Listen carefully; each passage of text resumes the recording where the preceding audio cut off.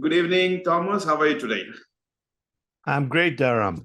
Nice to see you again, and I'm really eager to continue this kind of podcast series we have here. I think this is the 50th edition, so it's a kind of anniversary. Oh, wow. I didn't realize that. We have done so many of them together. Yeah. So So we, let's we let's actually, uh, now have an outlook for the 100th edition, because the topics we are talking about, it's about projects and strategy and programs and whatever.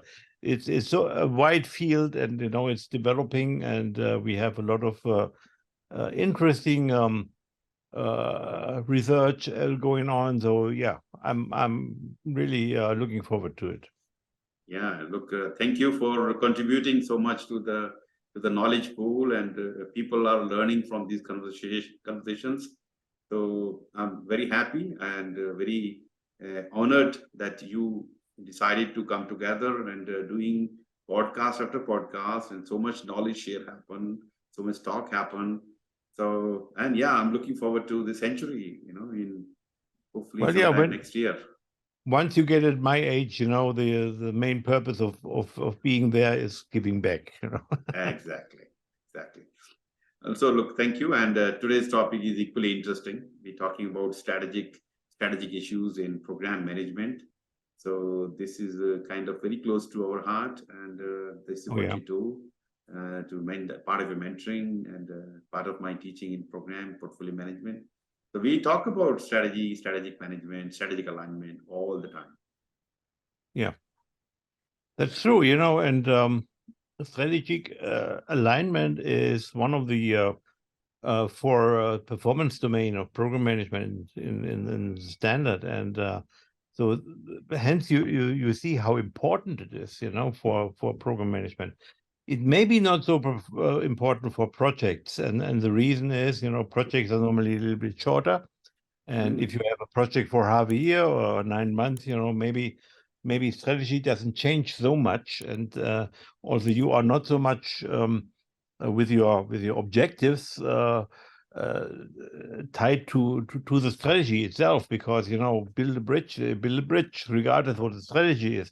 But if you are in a program, you are probably with your targets objectives very much dependent on the strategy, because you are implementing part of the strategy, because maybe Exactly. a strategy program might be let's open our market to whatever, China or whatever, and then there's much more strategic work to do within the program. But also, if the strategy changes, because maybe now China isn't appropriate anymore, then you also change with your program, and that's a strategy alignment. In a program, if you have a program over several years often, so I did programs for over 4 years, and then probably in these 4 years the strategy is not constant, so there are some changes in the strategy of the organization, and that's because the organization has to be very flexible, adaptable. So there are market forces,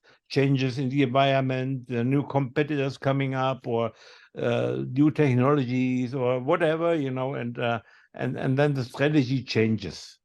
Maybe it doesn't change from A to B, but maybe there are slight changes only, Mm.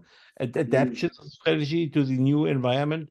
But even then, your program could be affected. So, what is strategy alignment about? It's in programs. It's really to sense what's going on in strategy. Not only sense once a new strategy has been changed or published.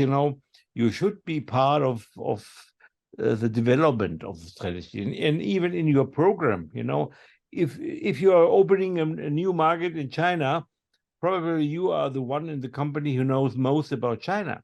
So if there is a Chinese strategy developing, probably your input is needed anyhow, not for your program alone, but for the whole organization to understand what it is. So hence, a program manager is much more involved in strategy, not only as a base for objectives of the program, but also influencing the strategy with the knowledge they have, because they are as program manager working in a strategic area. Yeah, especially you are the one who's delivering a program, and you realize that particular strategy organization has is not achievable because of some conditions which they may not be aware of. Some market conditions. Exactly, because you know, if the company says our strategy is to open up the market in China, and you go into that, you will identify hurdles and and risks and so on, and these have to go back to the strategy in your organization. Maybe the organization decides to follow a different strategy, you know.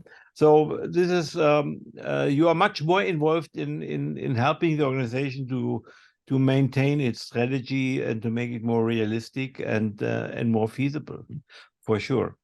And you know, actually, if you look at this, program management has been developed by PMI as a standard in 2005-06, this area around. And it was the first time that PMI thought about strategy a little bit. And after that, you know, PMI became a little bit more concerned about strategy. Are you aware of the Bright Line initiative of PMI? Bright Line? No, I don't know. Bright Line, no. So it's called brightline.org, and you can go there to the website. And actually, it's an initiative that PMI created together with other companies like Boston Consulting Group, with universities of Tokyo and others. And the purpose of Brightline was to bridge the gap between strategy formulation and strategy implementation, which you know, that because they understood that this is a gap where about 70% of the programs that are moving from strategy formulation to implementation, they fail, you know. And so PMI and the others in this consortium of companies, they developed a lot of concepts, and most of them are free to download. So if you are interested in strategy, brightline.org is an excellent source for information. They even have a Coursera course about strategy, which is for free.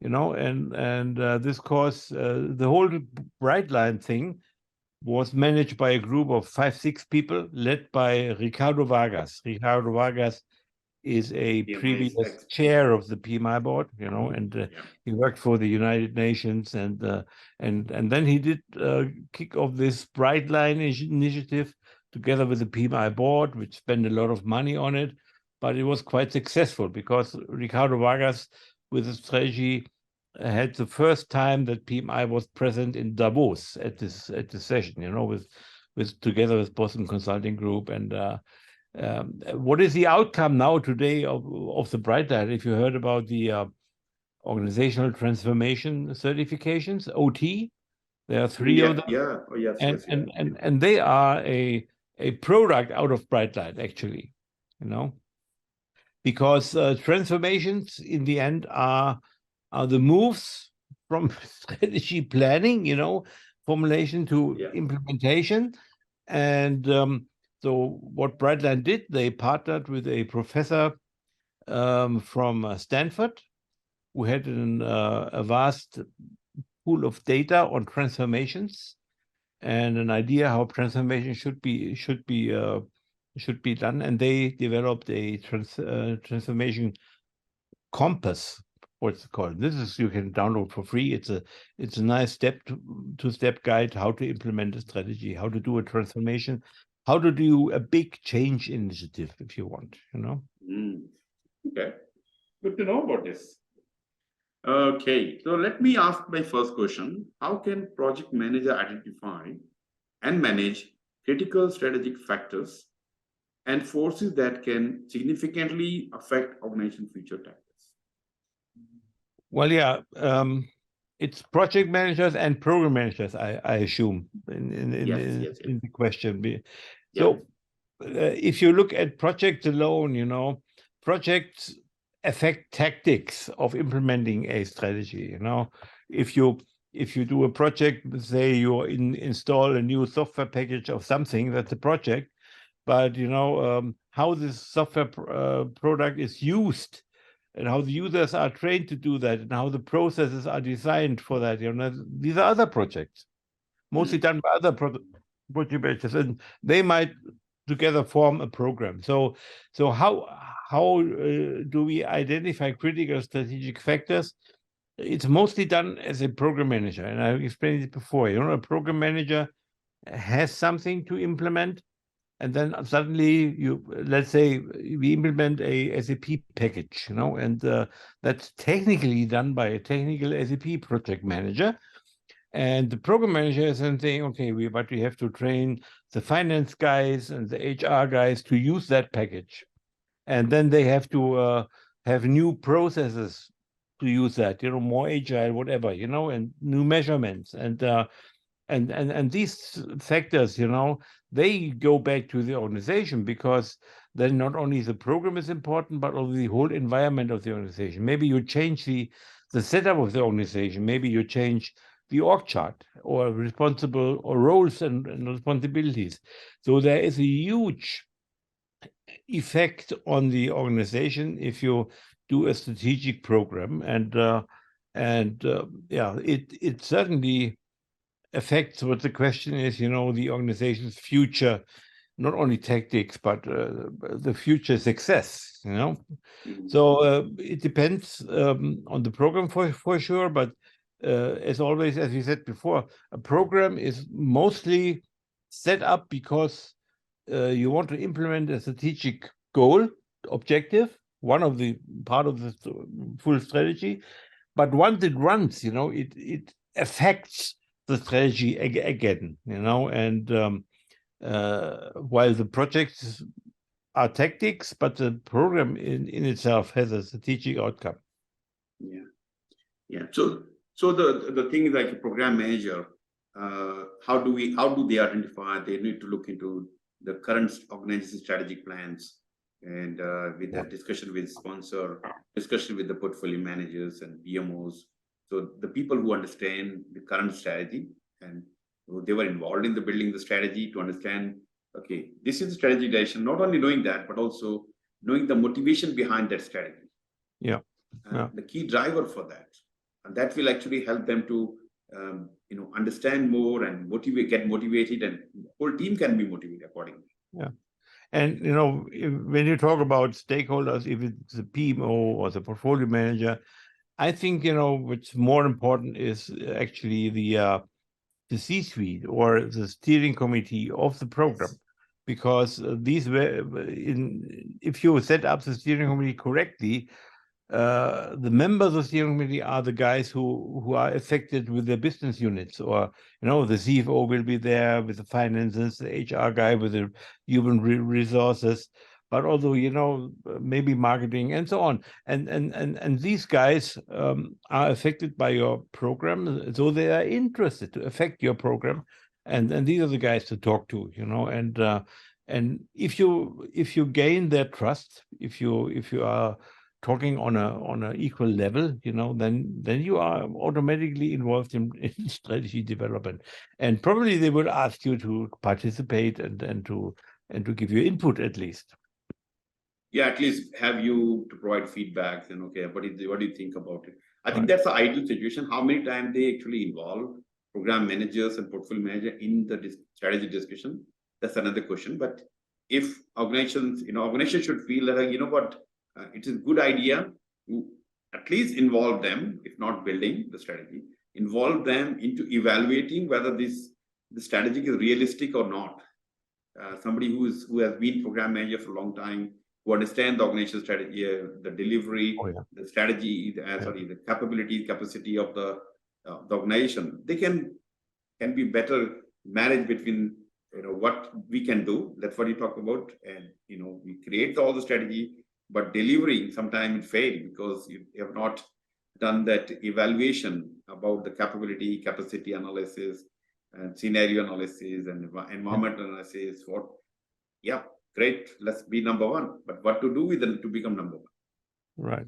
And if I'm a program manager, it's not enough to have the PgMP and to know how to run the program, and but I also have to have more detailed and further knowledge and experience in the key performance domains, and one of them is strategy alignment. So I should have some certificates or whatever education in strategy development.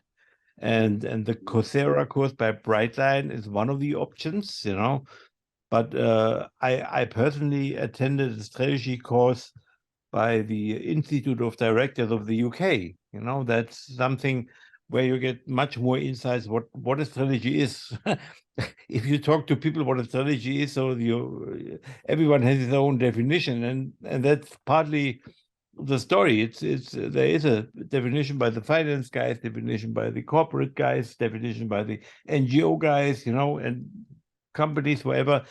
So there are some things in strategies that are common, and you can learn about them. You should understand that there is an ambiguity, and then you are much more confident in discussing strategy and asking about strategy in your role as a program manager. Very nice. Good. Let me ask you the next question. How do strategic issues alter the way organizations realize projects or programs? Sorry, can you tell again? How do strategy issues alter how, the way? like we talked about strategic issues, how do the strategic issues alter the way organization realize the project or program?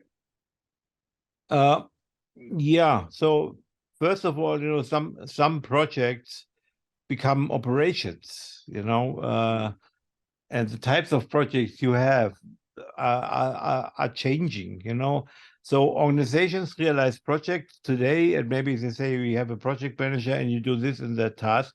But if you have a strategic setup, you will much more through portfolio management, through prioritization, through criteria for projects, select these projects that fit to the strategy. And if you have an issue in a strategy, then you have to maybe make sure that you have the right project to implement and to avoid these issues. So strategic issues, for me, the question always is: are they fake or real? So there are always some things going on like VUCA, and is VUCA something real, or is it just a perception? Is it a marketing argument, So, or how much are you organization? You want to define VUCA because volatile. VUCA is the acronym for which stands for volatility, uncertainty, complexity, and ambiguity. Yes. And actually, if you look at all of these words, they are perceptions. So what I perceive as volatile, you may perceive as quite a stable environment. What I perceive as uncertain, you might say, okay, it's clear to me. What are you talking about? So it's a perception, but you have to be. That's why I'm saying you have to be clear. Is it a strategic issue, or is it just a perception, a marketing argument coming from the outside? So are we really affected? And as I see, in organizations, how we define the strategy and strategic issues, it's really down to the bottom line, to the finance. You look at the balance sheet, and there is no VUCA in the balance sheet. It's either you have profits or not, and how cash flow is going on or not, and so that's a good thing, because you have somehow numbers-based, fact-based. The question is, how well do these numbers really reflect your environment? But then you have tools like the PESTLE analysis, where you can look at your organizational environment. PESTLE, what does it stand for? Political, environmental, and so on. So you look at different aspects of the environment, and then you see where are the risks, and how do we stand for that. So it's a standardized assessment in organizations to define the strategic issues. That was a question about. And for sure, as a program manager, I have to understand how to do a PESTLE analysis, because not only is PESTLE good for the whole organization, but also for my program, part of it. How am I affected by the political circumstances going to China? This is a different issue than staying in my market in US. So Yeah, so these are a lot of strategic implementation tools you should be able to use as a program manager. And so once you use these tools, it will affect the project and the program you're doing, because the selection criteria will be different. Or even you say, okay, we have a big strategic issue because the market growth in China is the largest, so maybe we should go there. So let's start a program to open the market in China without taking too much risk for us. So this would be a big strategic issue. Or other strategic issues like automotive industry. They understood maybe 50 years ago, nobody thought that electric cars, vehicles would be so prominent. And now you are dead if you are an automotive company and not offering some electric vehicles. Yeah, definitely. Yeah. So look at, the strategic issues can be in any form of shape. You mentioned about VUCA environment, and there's and there's maturity of the organization, and the team members' experience as well.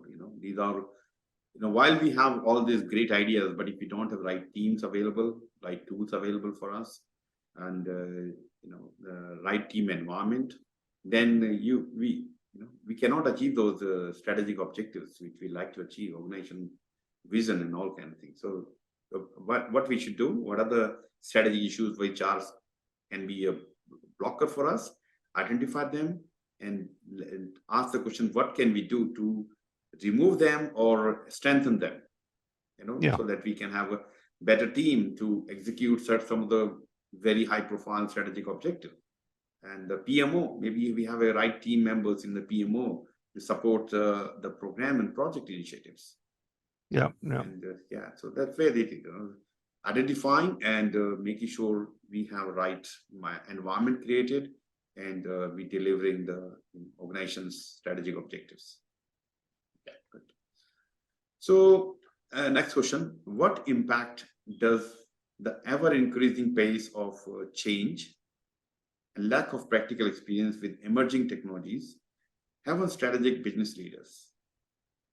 Yeah, a strategic business leader always has a kind of business experience. You wouldn't go with a strategic business leader and hire a very young CEO if you are in a company that's already existing for 100 years. Look at IBM, look at Panasonic, look at companies that really exist and survive for some years. They always have people who have vast experience and have some emotional balance, serenity.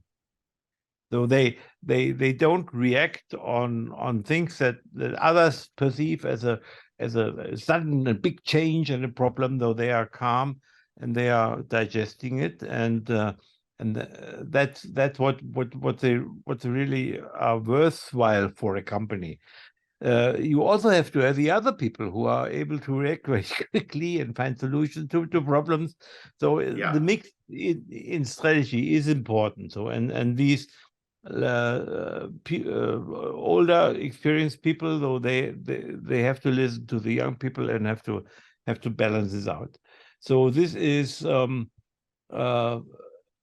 the lack of practical experience is a risk, and you have to be very clear that you have these more wise men, and that's what the board is for. Sometimes, if you look at boards, it's good to have some people with experience not only in your industry but in more in the industries.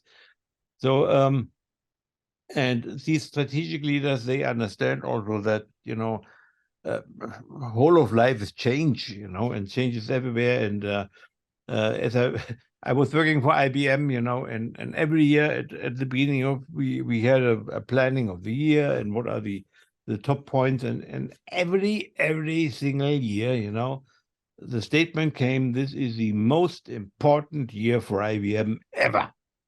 So and you hear it once and twice and 20 times, and then you say, okay, it's just a year, and that's it. You have to create a sense of urgency for the team, that's for sure. and that's good, that you are not too complacent. But you have also to understand, I don't think there is increasing change. If I look back 500 years, and then Columbus discovered the Americas, and 20 years later, the Incas were killed and overrun by the Spaniards. So, this is speed and volatility and uncertainty, and it was always the case with humans. But we humans are animals that are very easy to adapt to changing circumstances. So we survive, find new ways, we are inventive under pressure. There's also one misunderstanding, that you think if you want to be inventive and creative, you have to create a nice environment. No, people also develop nice new ideas under pressure. Yeah, and you see with all the refugees. They come to Europe, and they really invent new ways how to come here, how to get here. And they are, or the Ukrainians, they're now in the war. They develop ways to defend themselves. And that's the same with companies. Once a company is not complacent, but watching to the outside and seeing the changes and observing them, and young people are good for that, then you have still to be adaptive to that. You have to recognize and understand, is it really something you have to care about? And electric vehicles is something you have to care about if you're an automotive guy. And then you go this way. So the question was, what impact does the pace of change with emerging technologies have on strategic business leaders? So I think if you have a good mix in serenity and in reactiveness, then you are well set in a company. You can't do more because you can't predict what's the future anyhow. You have to react. Yeah, I like the way you mentioned that the good balance has to be there. Some need to be old and in the company for a long time. They understand the whole organization system, how it works, with the long-term vision as well. With the new people, which are they don't have that much experience, but they are coming with energy and the source of knowledge and information, a new way of doing things, and they collectively can be a good source, good pool, which can help the organization to take or to achieve the strategic objectives, basically get it done. Yeah. All right, so what do organizations need to look for the next problem to solve, rather than not focusing on why? Let me repeat. Why do organizations need to look for the next problem to solve, rather than not focusing on how to sell more of their product? Well, selling a product I have is some kind of operations. You want to do it very efficiently. You want to drive down the cost. You want to get better at it. You have more market. Okay, maybe you scale, but that's something you want to have somebody in charge who can really run operations, and have in focus this kind of efficiency improvement. On the other hand, you also need to look at the next problem, or let's say at the next opportunity. So and I found, once, I think 30 years ago, I went to a company and consulting them, and they were doing some shading decks for your porch, and so I talked to the CEO, and he showed me the guy on the shop floor and said, he's my COO. He runs my daily business, and I'm not concerned about it. I trust in him, and his numbers are good. What I'm looking for is for new stuff, and again and again, when I met CEOs, that their topics, they are not interested in what they are doing now, and if there's a new product, and if there is a new customer. They are interested in what is the next big thing. Either it is a threat to them, could be like electric vehicles to the Volkswagen guys, or it's it's always also an opportunity. If you have a threat, you also have an opportunity, because this kind of anti-fragility. I'm not sure if there's a very nice book by Lebanese guy Taleb, who invented the term anti-fragility, and it's basically the ability to use threats to grow from them. So any change you have that might disturb you, if you can withstand this change, you are resilient. But beyond resilience, if you are growing out of disaster and threats, then you are anti-fragile. And this is something a good CEO will provide to make the company more anti-fragile. And there are good examples for that. So Elon Musk certainly is one of them. So these are the entrepreneurs who do surprising steps, and only after a year or two you understand what they're really doing. And it's the same for good program managers, I must say, because good program managers are a little bit like CEOs. They are not CEOs, operators of something of a plan, but they have to understand what is the next big thing that can hurt my program objectives and build from them. And that's why program managers are free to deliver even better benefits if they can. But how would you do that? You have to be open-minded and open-eared and eyes wide open and look at the world. Where are those opportunities that I can increase my expected benefits? And then you are a perfect program manager. So a mindset like a CEO, not like a COO. Yeah, so it's not operation, more about how can I make this happen, make this, from nothing to reality. So that we can sell the right product in the market. Yeah. So, solving problem. Yes, we do get into the firefighter mode as the operations team and as a project manager sometime. But that's where we need to take our, hey, this is not about just fixing this problem. What is the next big thing? As you mentioned, CEO and the program manager, portfolio manager, they need to think, what is the next big thing we have to be, and look towards that and move towards that direction. While somebody else, team has to fix all the firefighting, but the company has to focus on the long-term vision. Yeah. Good, thank you. All right, my next question: how does a growing human resource talent shortage? So HR, lots of people, lots of companies are struggling with hiring the right talent. So how does this shortage of talent is affecting organization's market competitiveness? Well, if your organization is anti-fragile, not at all. You're loving it.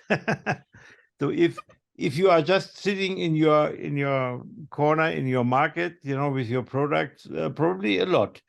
So it's a change in the market because you have less talent available than is requested for just in the moment.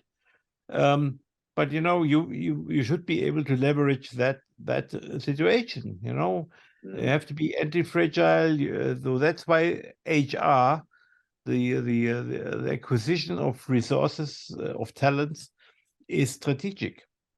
HR is not an administrative function, so to hire people and to fill out all the forms. It really is a function to enable the organization with the to have the appropriate resources, either by building them from the staff that exists, by training and education and having career paths, and that's one thing, or by getting the resources from the outside. And there's even, we talked about strategy before. There's even something called resource-based strategy. So if you understand what kind of capabilities you have in your resource pool, in your talent pool, then you can say, okay, what can I do with those? What is the best thing? How to not utilize, but how to use them, and their talents to set a strategy from and to attack the market.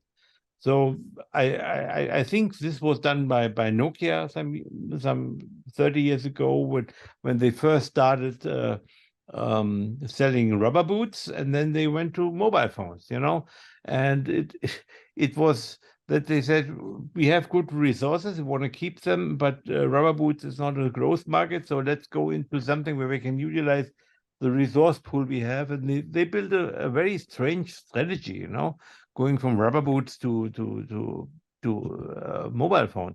Well, later on they failed anyhow, but now this is a good example of how growing human resource shortage, talent shortage, can be utilized to grow from it.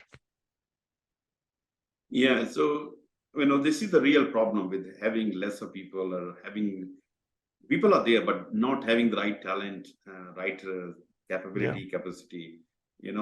That's where, and I know it's a big problem. But the thing is that, and if you do find they are very costly, and but yeah, you need to look after whatever talent pool you have. I think you cannot let them go. And if you have not enough, somebody there but not at that level, you need to see, can you build the talent in that person? Yeah. Not everything you can teach, but some of the things you can teach and make them usable. That's what it is. And yes, it do affect the competitiveness, because if you don't go to the market, aggressive marketing strategy, and you're a little bit late, then you lost your market. So need to keep an eye on what do you have, what do you need, and when do you need, and be upfront with the acquiring the right team, building them. Because if you have some projects starting tomorrow but you don't have the team, then what can you do? Or if you have a project which you have people but they're not trained enough, what can you do? So you have to look at, you have to have a forward thinking. Okay, what are the potential work coming, and what are the what kind of talents are required, and what we have, do a gap analysis and see how we would build that gap, bridge the gap from lack of, or having lesser of talent versus what you really need for upcoming projects and programs. Well, I think, again, the point is that the guys who are concerned with your resource pool, with the talent pool, these are normally the HR guys. And these HR guys should be a strategic thinking pool. They should be involved in setting the strategy. It doesn't have to be the resource-based strategy, but because building talent, is a long-term business. You cannot do it within 2 or 3 months and step up at everything. So you have to look ahead a lot more than maybe you can create a product much quicker than not a car, but maybe a car you might take 4 or 5 years too. But if you want to build up a talent pool that is able to produce electric vehicles. So what did Volkswagen do? It took them 5 or 6 years, not because it was a technology problem, but it was a talent problem, a mindset and this problem. So it's a long-term business, so it is strategic. So what you decide today will have an effect maybe in 2 or 3 years only. So that's why the HR guys have to become strategic. And for some big companies, they are strategic all the time. Not only, what they sometimes look for is leadership talent, the pipeline for succession in the middle management and so on. That's not enough. You also have to be sure that you are growing on the technology-based talents. Yeah, one thing I noticed, I don't know how, and it may be a common problem. Like most of the organizations still relying on Excel-based data collection and reporting, which is it's very static and does not give you intelligence. Yes, it can give you intelligence up to some level, but if your teams start growing and multi-year planning, this planning, and what is the usage happening, so that is where you should be looking to implement or acquiring some tools which can actually have a visibility in the projects happening, programs happening, and how many resources you need, how many we have, gap analysis, and give them the HR and the program and PMO upfront information that this is upcoming. If you don't handle now, it can be a major problem. So act now. But if you use the Excel spreadsheet, sometimes people intentionally or unintentionally, okay, you know what, I don't see that problem because it's not showing me the red herring. But having a right tool, I will suggest anybody doing it in this position, look at the tools in the market. If you want, I can suggest one. VXDCC, I've been talking about. VXDCC, which we, connected, fully connected within the project program and portfolio management with the HR happening, all happening in one place. So look, having right tool, or, forecasting in advance, so you can minimize the shortage or know what the shortage is going to look like and how it's going to impact our competitiveness. I think that's where the organization should look into. Okay. All right. My next question is, do you agree that roughly half of the mergers and acquisitions fail to create shareholders value due to wrong strategic and tactical choices? Well, from my personal experience, no, not at all. And I worked for IBM, and IBM had about annually, from the 2000s, about 10 mergers a year.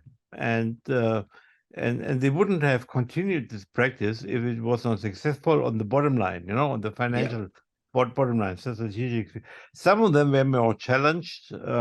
But for example, when Ginny Rometty, the long-term CEO of IBM came up, in the 2000s around, a big merger with Pricewaterhouse Consulting was going on.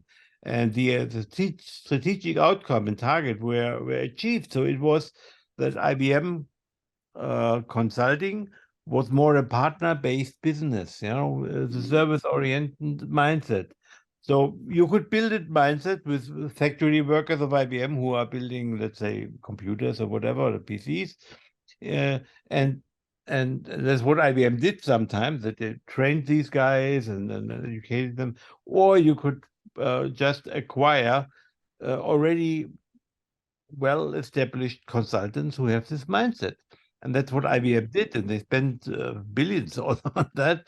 And it was a turmoil within the old IBMers, because now the new guys came in, they got more money and they got another kind of management system, because the partner system of Pricewaterhouse was quite new to IBM, and IBM had established a partner system from scratch within a year. So that was a perfect story. And also the outcome was good, because, we at this time, main business of IBM was service business, so projects and outsourcing and all this stuff, and this would be done by these guys. And also some old IBMers went in this direction. So this is one big example from IBM, is my personal experience. But even McKinsey, so I saw a survey from McKinsey, so and they said, mergers and acquisitions are 10% of them are abandoned, but it doesn't mean that the 90% are hugely successful, but at least they are not abandoned, they are continued. And then sometimes you acquire something and then, only then you understand what you can do with a new kind of, we talked about talent pool, and you acquire for a talent pool, and then you have new capabilities, and then you can make a new strategy, and that's what happens all the time. Look at PMI. In PMI, the last acquisition of PMI was Digital Agile. The last acquisition I know of. Yeah, so maybe there are more. Digital Agile. Discipline Agile. Yeah, Discipline. Not Discipline yeah. Agile. Sorry, yeah.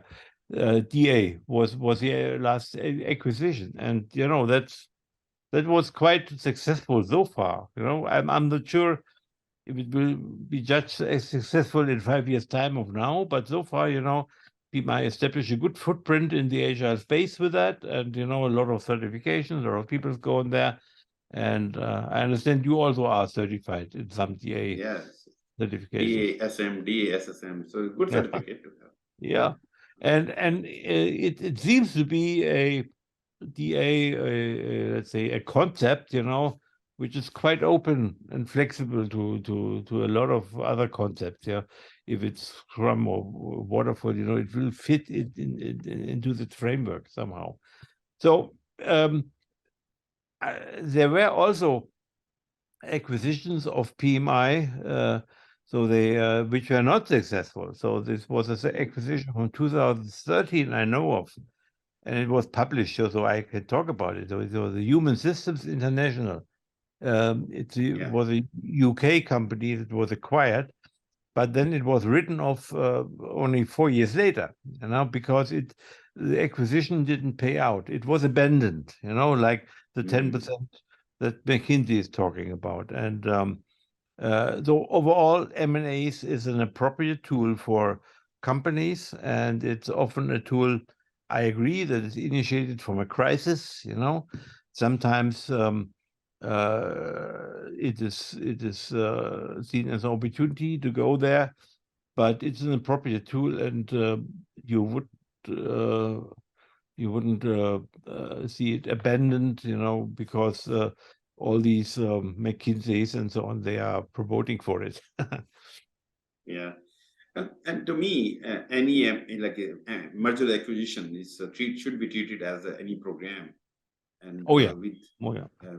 identifying what is the why we are doing this vision of the program, and analyze gap analysis, and do thorough analysis, and what are the tactical reasons, strategic reason, and check boxes and all kind of things. So if you run these things as a cowboy style, you may be successful, you may not be successful. Sometimes hugely success, sometimes hugely failure. And we need to look into we learn from the lessons. 50%, we talk 50% or 10% as a failure, a big failure. What exactly they did which went wrong, and what we can do to avoid such experiences again. So the names you mentioned earlier, IBM and PMI and few other names, these are mature organizations. They already have done number of merger and acquisition, so they know, they have learned from their mistakes. But there are many organizations, they are not that mature. They get into this, but they do not find exactly what they were looking for. And so that way they spending enough time to understand. Yes, please. But those, let's say, immature organizations, so you have to start once, and you have to have the experience. So, and if you don't do it every year, maybe the guys who did it successfully 5 years ago, they are not here anymore, and the experience is different, the market is different. So if 10% are abandoned, maybe probably these acquiring companies are going bankrupt over the whole thing, or going down, because it's a.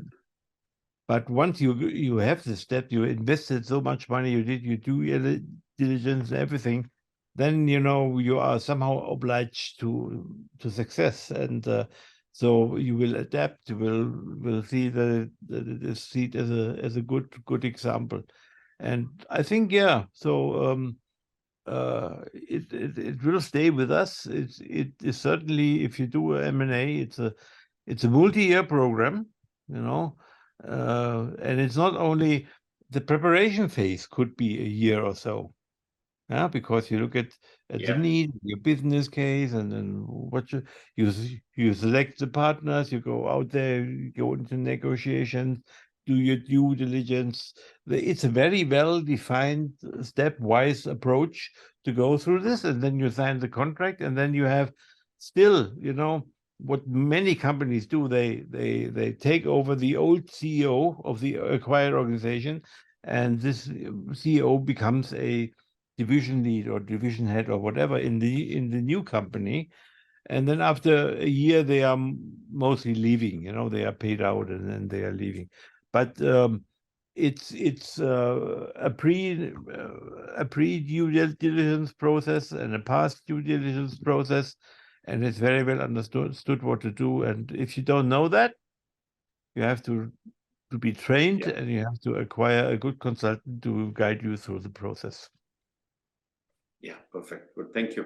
My next question is, what are the reasons for project failures, and how to prevent it? How to prevent that? Well, that's a very short and to the point question. The shortest answer I can give, failure is always in the eyes of the stakeholders. So there are many reasons, as you know, and we could go on from lack of management support, wrong estimations, faulty business case, whatever. So there's a long, long list. And if you look at things like a chaos report in software projects, you will see this long list of things. But the main thing to understand is the failure is only in the eyes of the stakeholders. And then, you come in, and as a program manager, more than a project manager, you are able to influence the stakeholders. So you are able to manage their expectations. And, there are extreme examples where let's say a stakeholder wants a boat and he gets a horse and he's happy with that because the horse better suits his needs to ride across a mountain, than a boat. And in the beginning, he doesn't understand that. He orders a boat and he gets a horse and can ride over the mountain.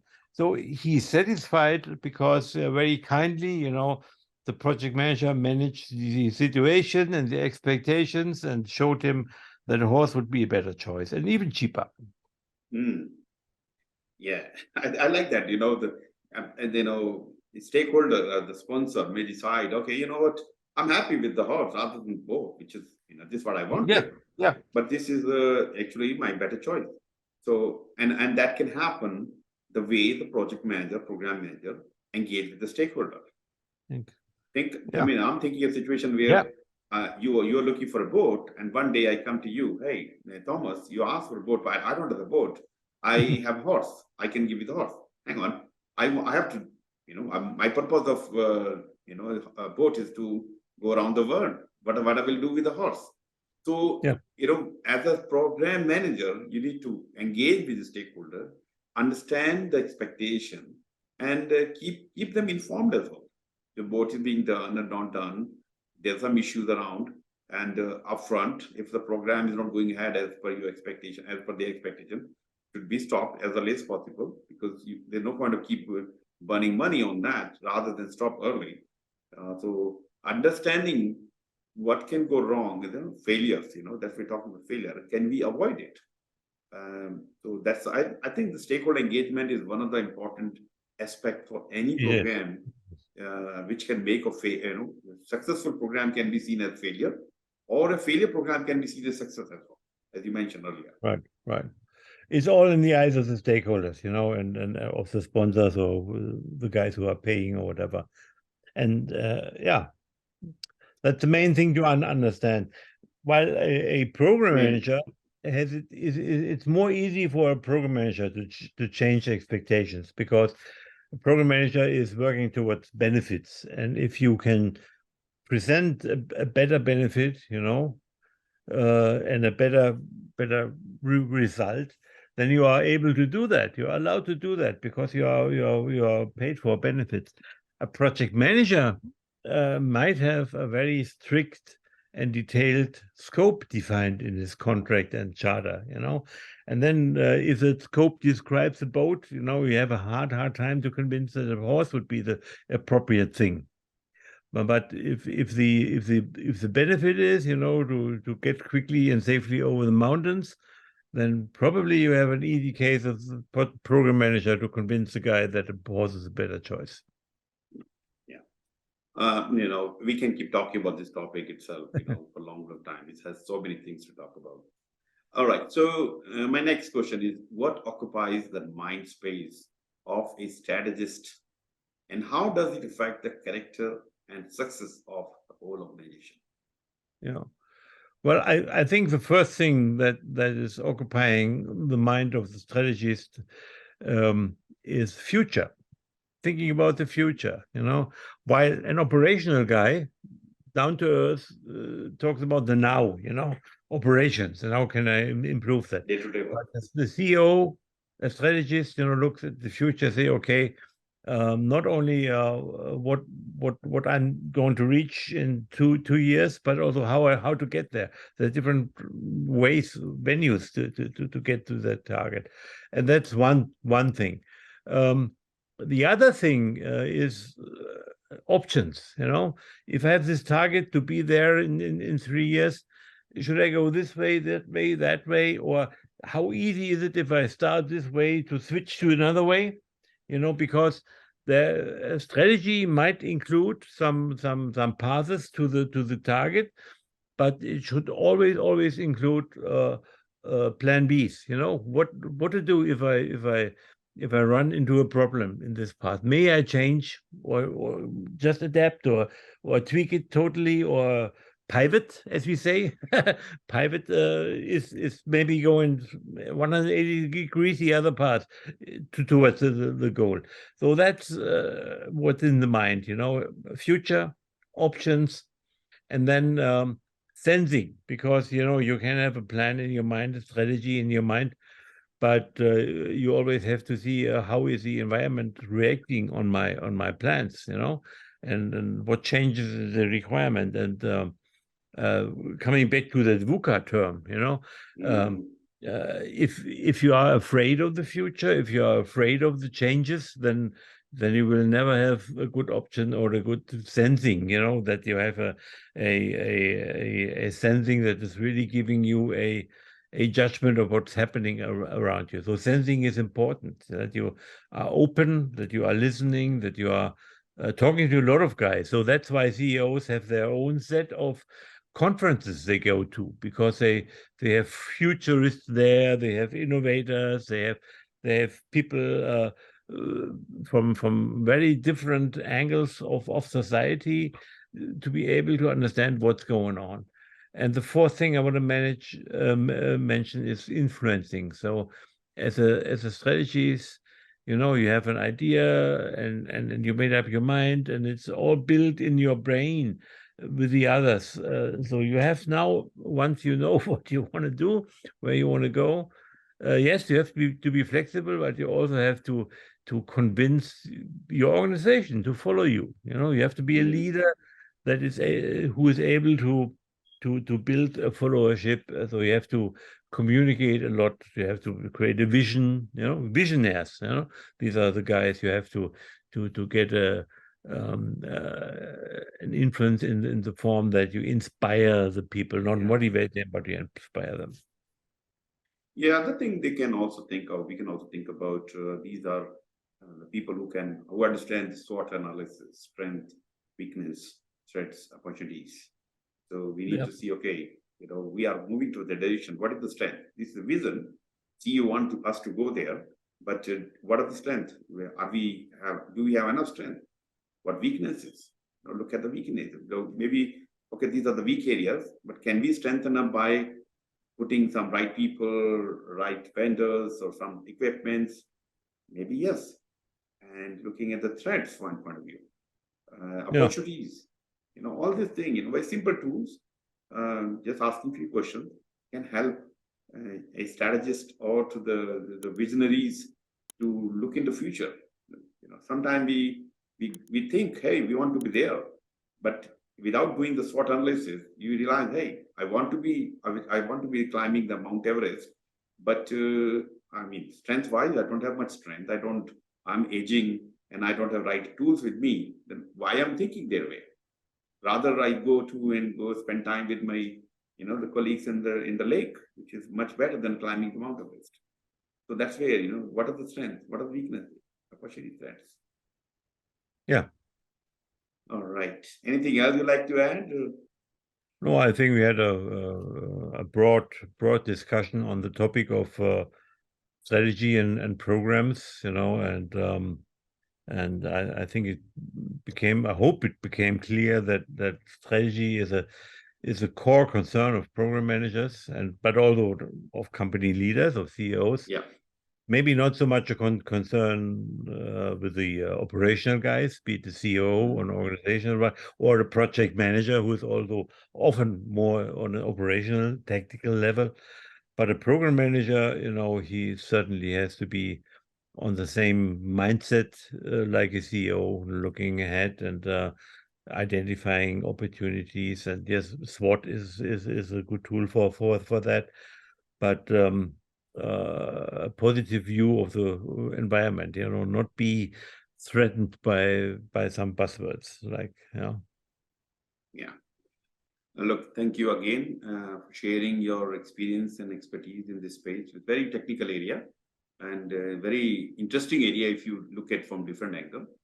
And if you have good command on strategy, strategic objectives, strategic alignment, and how to get there, the chance of success as a program manager, project manager, and the organization as a whole will hugely improve.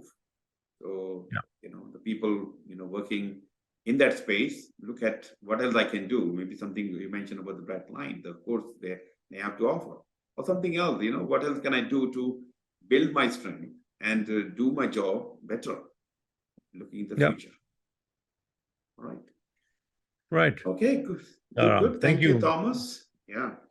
Thank you. And I will see you again. I will see you soon in Frankfurt. Yeah. Have a nice trip. See you then. Yeah, Bye-bye. Thank you. Take care. Bye.